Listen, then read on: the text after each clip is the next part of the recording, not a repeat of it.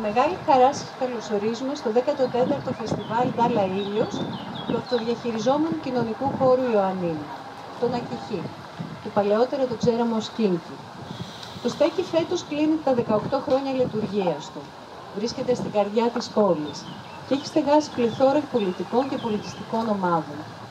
Λειτουργεί οριζόντια και με αμεσοδημοκρατικές διαδικασίες, έξω από τη λογική του κέρδους, της ανάθεσης και του ανταγωνισμού. Η διαχειριστική συνέλευση ανταμώνει κάθε Τετάρτη στις 8.30.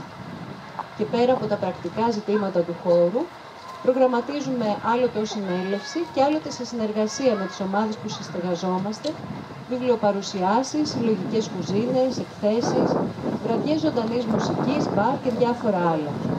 Άλλα όπως για παράδειγμα το φεστιβάλ που βρισκόμαστε τώρα. Φέτος λοιπόν επιλέγουμε και πάλι τη διεξαγωγή του σε δημόσιο χώρο. Ανεξαρτήτως των προσώπων που συμμετείχαν στο στέκι, η αντίληψη για τον δημόσιο χώρο είναι κοινή και διαχρονική. Οι δημόσιοι χώροι είναι τόποι συνάντησης και έκφρασης. Είναι χώροι παιχνιδιού για μικρούς και για μεγάλους.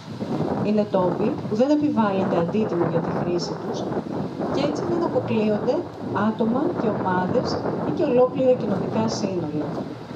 Ωστόσο, όλες χρειάζεται να αγωνιζόμαστε, τόσο ώστε να είναι ουσιαστικά προσβάσιμοι και σε ανάπηρα άτομα.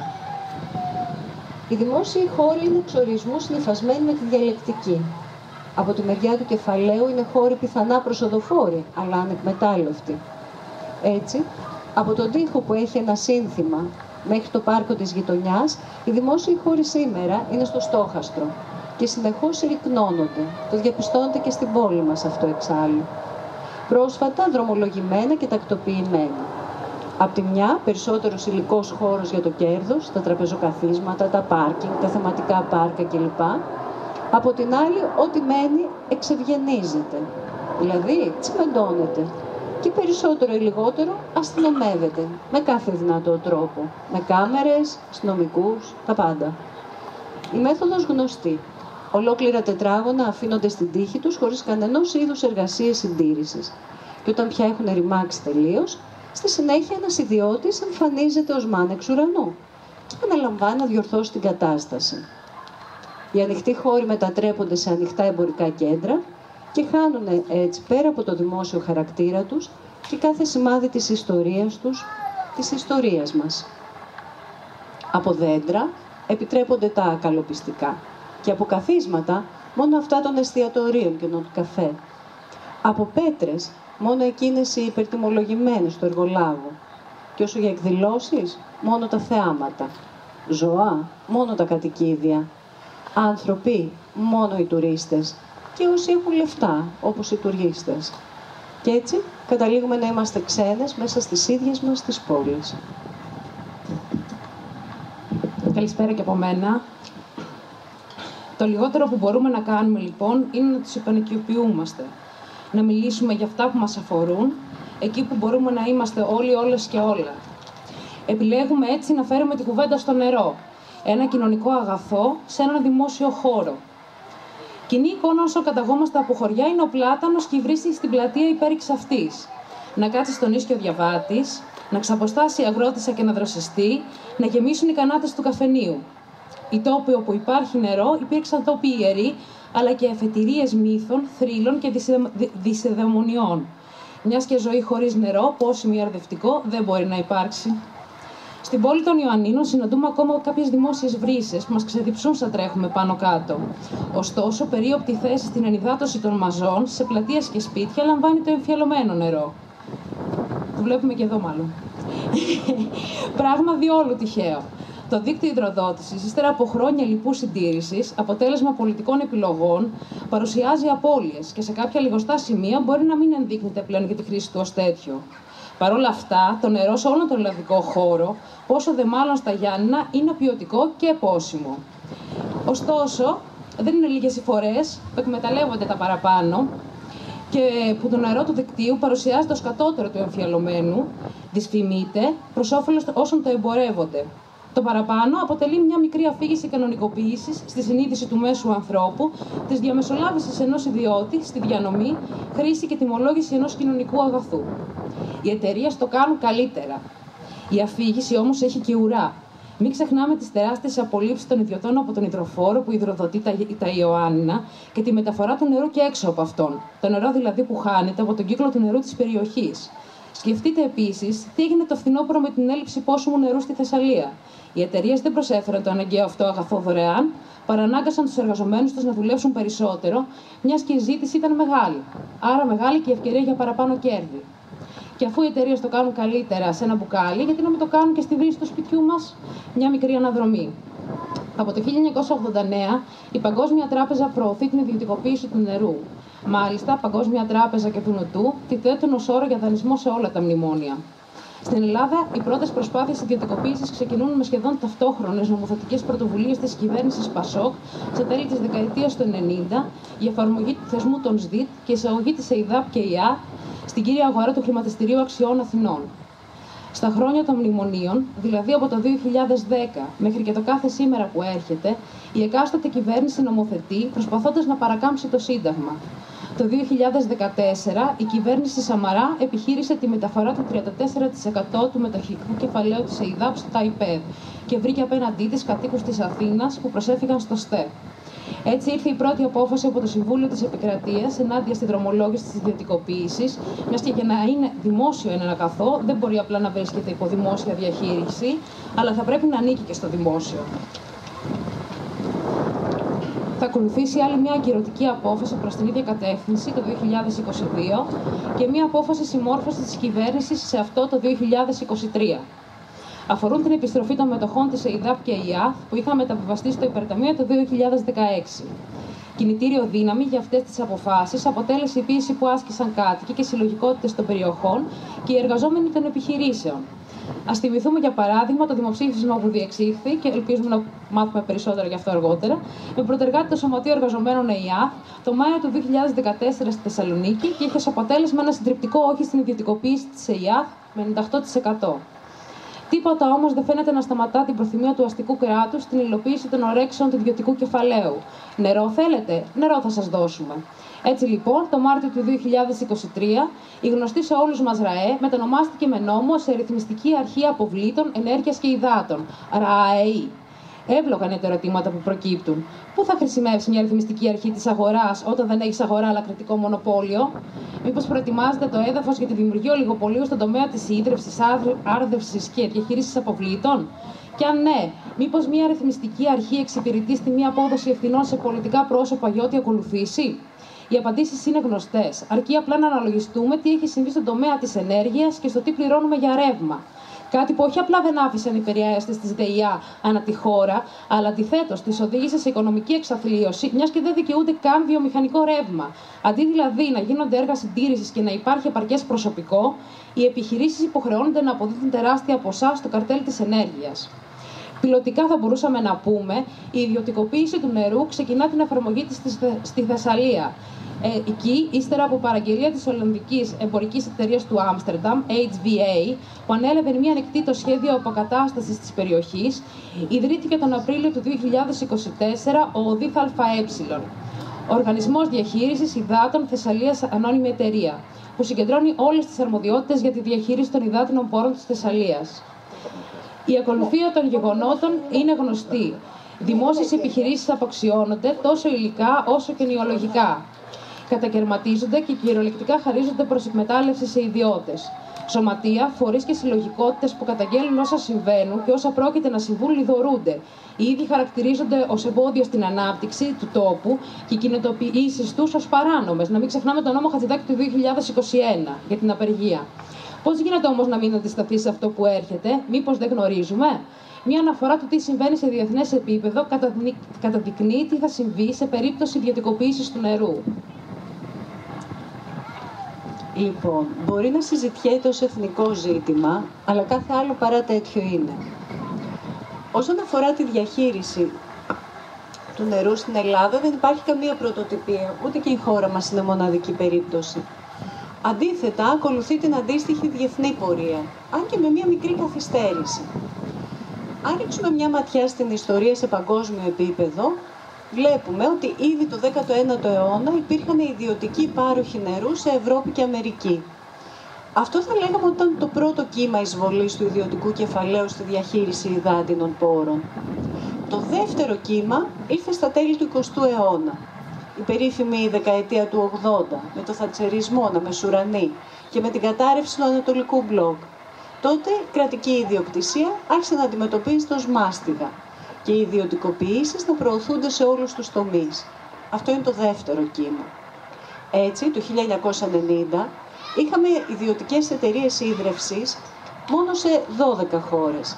Αλλά στις αρχές του 2000 αυτός ο αριθμός είχε ανέβει στις 100 χώρες. Σε παγκόσμιο επίπεδο το νερό, αντί για κοινωνικό αγαθό που ανήκει σε όλους και σε όλα, αντιμετωπίζεται πλέον ως εμπόρευμα. Στα τέλη του 20ου αιώνα, οι επενδυτές στο χρηματιστήριο της Νέας Υόρκης χαρακτήριζαν το νερό ως το καλύτερο τομέα για επενδύσεις στον επόμενο αιώνα. Γιατί έτσι θα μπορούσαν να μετατρέψουν το απλό νερό σε χοντρό χρήμα. Turning plain water into big money. Και αυτά δεν τα έλεγαν στην τύχη, με δεδομένο ότι το 2000 ο προϋπολογισμός της βιομηχανίας ίδρευσης ήταν στην ουσία το 40% της βιομηχανίας πετρελαίου. Σημαδιακό ήταν ένα άρθρο του 2000, πολλά χρόνια πριν, στο αμερικάνικο περιοδικό Fortune. Εκεί λοιπόν υποστηρίχθηκε ότι το νερό θα είναι το πετρέλαιο του 21ου αιώνα.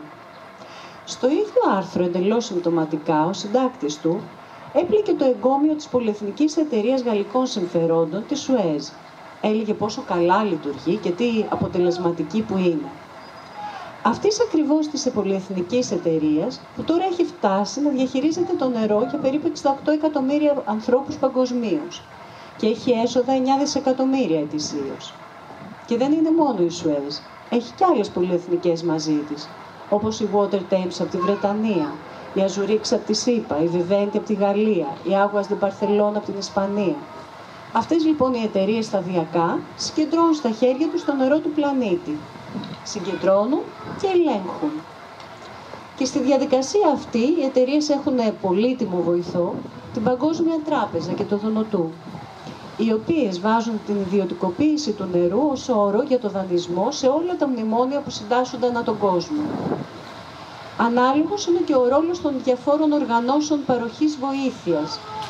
Αυτές οι οργανώσεις από τις πάλι ποτέ απικιακές δυνάμεις, οι οποίες θεωρούν την ιδιωτικοποίηση του νερού απαραίτητη προϋπόθεση για την παροχή βοήθειας. Έτσι, για παράδειγμα, η Inter-American Development Bank αυτό τον όρο έθεσε για να δανείσει σε Εκουαδόρ, Κολομβία και Ονδούρα και ανάλογα έκαναν και άλλες τέτοιες οργανώσεις. Η ρητορική που στηρίζει σε παγκόσμιο επίπεδο την εισβολή του ιδιωτικού κεφαλαίου στη διαχείριση του νερού είναι γνωστή και βλέπουμε ότι είναι κοινή στα διαφορετικά μέρη. Είναι κοινή, αλλά έχει αποδειχθεί περίτρανα ότι είναι και σαθρή. Κάθε φορά που συζητιέται η ιδιωτικοποίηση του νερού ανά τον κόσμο, ανακυκλώνονται τα ίδια ακριβώς επιχειρήματα. Είναι επιχειρήματα που προβάλλονται ως λογικά και συμφέροντα, ενώ αποκρύπτεται η πραγματική εικόνα. Λένε, για παράδειγμα, ότι οι ιδιωτικές εταιρείες, επειδή έχουν κέρδη, θα μπορούν να επενδύσουν για να εξυγχρονιστούν οι παλιές υποδομές, να μπουν νέες σωληνώσεις, νέες δεξαμενές και έτσι να εξοικονομηθεί νερό και να μειωθούν οι διαρροές. Ή λένε ότι η ποιότητα του πόσιμου νερού θα βελτιωθεί και το περιβάλλον θα προστατευθεί. Ή ακόμα ότι όλα αυτά είναι προς όφελος του κρατικού ταμείου, μιας και οι εταιρείες θα πληρώνουν φόρους. Αυτά λένε, αλλά αποσιωπούν ότι σε πολλές περιπτώσεις η ποιότητα του νερού έχει χειροτερεύσει μετά την ιδιωτικοποίηση. Πράγμα αναμενόμενο βέβαια, αφού οι εταιρείες αυτό που κοιτάνε πρώτα απ' όλα είναι το κέρδος τους. Αυτό που δεν λένε επίσης είναι ότι συχνά οι εταιρείες έχουν την έδρα τους σε οικονομικούς παραδείσους, με αποτέλεσμα να μην πληρώνουν φόρους για τα κέρδη τους, ενώ η ιδιωτικοποίηση δημιουργεί πρόσφορο έδαφος για διαφθορά. Αυτό που δεν λένε είναι ότι οι εταιρείες, αποσκοπώντας το κέρδος, αδιαφορούν για το περιβάλλον. Για παράδειγμα, το καλοκαίρι του 2022, σε μια περίοδο μεγάλης ξηρασίας στην Αγγλία, η ιδιωτική Thames Water αρνήθηκε να απαγορεύσει τη χρήση λάστιχου σε εξωτερικούς χώρους. Γιατί? Για να μην περιοριστούν τα κέρδη της. Και αυτό που δεν λέγεται είναι ότι ανοίγει ο δρόμος για να αρχίσει το εμπόριο του νερού και η μαζική εξαγωγή του νερού από τη μία περιοχή σε μια άλλη. Και αυτό οδηγεί σε οικολογική καταστροφή λόγω υπεράντλησης. στη ρητορική τους ακόμα είναι ότι οι πολίτες μόνο καλό θα δουν από την ιδιωτικοποίηση. Αλλά αποσιωπούν το γεγονός ότι το πέρασμα σε ιδιωτικά χέρια οδηγεί στην αύξηση των τιμών του νερού. Αποσιωπούν ότι οι εταιρείες είναι υπόλογοι στους μέτοχους και όχι στους καταναλωτές. Και επειδή οι κυβερνήσεις τους παραχωρούν τα δικαιώματα για 25 με 30 χρόνια, καταλήγουν να έχουν μονοπόλιο και επομένως δεν νιώθουν πίεση για να ανταποκρίνονται στα αιτήματα των πελατών. Έτσι ένα κοινωνικό αγαθό περνάει στα χέρια των πολυεθνικών, οι οποίες θησαυρίζουν από τη δίψα των απλών ανθρώπων. Θησαυρίζουν για να πλουτίσουν τα στελέχη και οι μέτοχοι. Και ακόμα, οι ιδιωτικοποιήσεις φέρνουν και απώλεια θέσεων εργασίας, ενώ οι αμοιβές των στελεχών μένουν στα ύψη. Η ρητορική λοιπόν που επιστρατεύεται υπέρ της ιδιωτικοποίησης των υδάτινων πόρων είναι ίδια και παρόμοια σε διαφορετικές περιοχές. Αλλά ο αγώνας ενάντια σε αυτό καλά κρατεί. Ένα καλό παράδειγμα ήταν ο πόλεμος του νερού στην πόλη Κοτσαμπάμπα της Βολιβίας στις αρχές του 2000. Η Βολιβία μπήκε σε μνημόνιο το 1985 και η Παγκόσμια Τράπεζα απέτησε την ιδιωτικοποίηση του νερού. Οι τιμές όμως αυξήθηκαν τόσο πολύ που ο κόσμος εξεγέρθηκε και κατάφερε μετά από αρκετούς μήνες να διώξει την ιδιωτική εταιρεία. Αντίστοιχοι αγώνες έχουν γίνει και σε άλλες πλευρές του πλανήτη. Για παράδειγμα στην Ιταλία το 2011 που έγινε δημοψήφισμα και απέρριψε την ιδιωτικοποίηση του νερού. Ή το 2012 με 2013 που συγκεντρώθηκαν κοντά 2 εκατομμύρια υπογραφές με αίτημα προς την Ευρωπαϊκή Επιτροπή να συμπεριληφθεί στην Ευρωπαϊκή Νομοθεσία το δικαίωμα στο νερό και την υγιεινή. Ή πιο μετά, το 2014 με 2016 στην Ιρλανδία ενάντια στην εισαγωγή τιμολογίου νερού. Και όπως έδιωξαν την ιδιωτική εταιρεία από την Κοτσαμπάμπα της Βολιβίας, έτσι και στο Παρίσι το νερό γύρισε πίσω σε δημόσιο έλεγχο το 2010. Και το ίδιο έγινε και στο Βερολίνο το 2014, κατόπιν δημοψηφίσματος. Και μέχρι και στην Αγγλία έφτασαν τα τελευταία χρόνια, 22-23, να συζητάνε για την κρατικοποίηση της εταιρείας ίδρευσης. Σε προσωρινή βάση το είπαν βέβαια, αλλά παρόλα αυτά το είπαν. Σε ένα πλανήτη λοιπόν που ανεβάζει θερμοκρασία και η ξηρασία γίνεται πλέον η νόρμα, το νερό δεν μπορεί να μείνει στον έλεγχο μερικών εταιριών. Υπάρχει ελπίδα, αλλά θέλει αγώνα και προσπάθεια. Κλείνουμε. Το νερό είναι κοινωνικό αγαθό, όπως είπαμε αρκετές φορές. Απαραίτητο για τη ζωή. Η πρόσβαση όλων σε καθαρό νερό και η λειτουργική αποχέτευση έχει να κάνει με τη δημόσια υγεία, που όχι, δεν είναι μόνο ατομική ευθύνη. Η πρόσβαση όλων στα κοινωνικά αγαθά, η δημόσια διαχείρισή τους και η θέση ότι οι φυσικοί πόροι ανήκουν στις τοπικές κοινωνίες είναι βασικές προϋποθέσεις για να οικοδομήσουμε κοινωνίες ισότητας.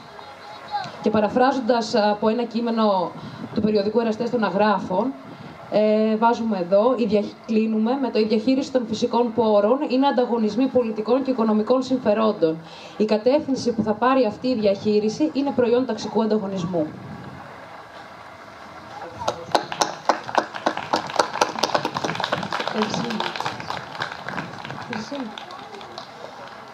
Μαζί μας σήμερα